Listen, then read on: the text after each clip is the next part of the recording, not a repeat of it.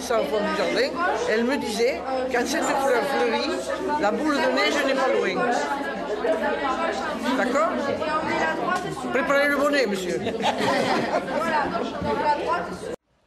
d'abord la mémoire, on va dire la mémoire de notre vie autobiographique, qui a été celle que nous avons mis en œuvre lorsqu'on a demandé à chacun de se rappeler ses souvenirs, d'échanger son histoire personnelle.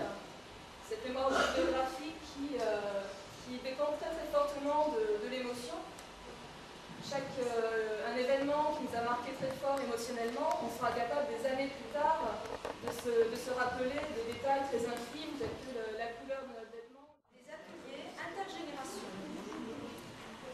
qui concernaient la mémoire et les apprentissages. C'est un petit début. Voilà.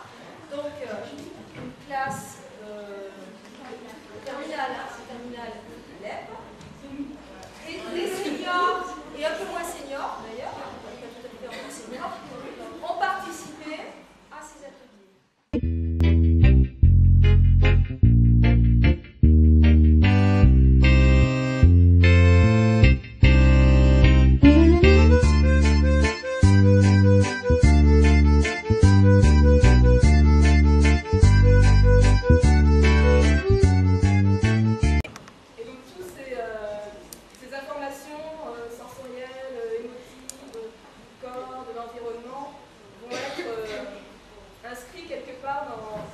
grâce aux connexions entre les neurones dans le système cérébral et donc forme la mémoire.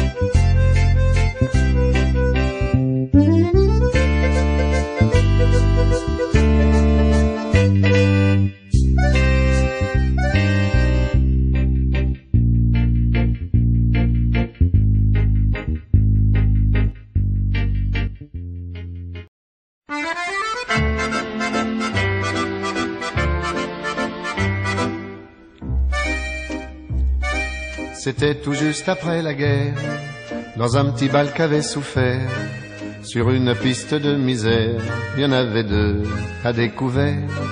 Parmi les gravats, ils dansaient, dans ce petit bal qui s'appelait.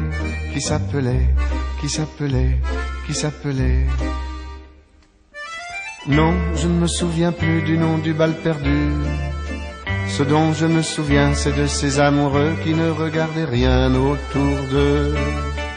Il y avait tant d'insouciance dans leurs gestes émus. Alors quelle importance le nom du bal perdu. Non, je ne me souviens plus du nom du bal perdu. Ce dont je me souviens, c'est qu'ils étaient heureux, les yeux au fond des yeux. Et c'était bien.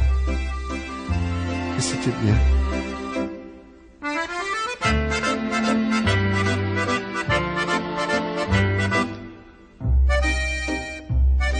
Ils buvaient dans le même verre, toujours sans se quitter des yeux. Ils faisaient la même prière, d'être toujours, toujours heureux. Parmi les gravats, ils souriaient, dans ce petit bal qui s'appelait, qui s'appelait, qui s'appelait, qui s'appelait... Non, je ne me souviens plus du nom du bal perdu.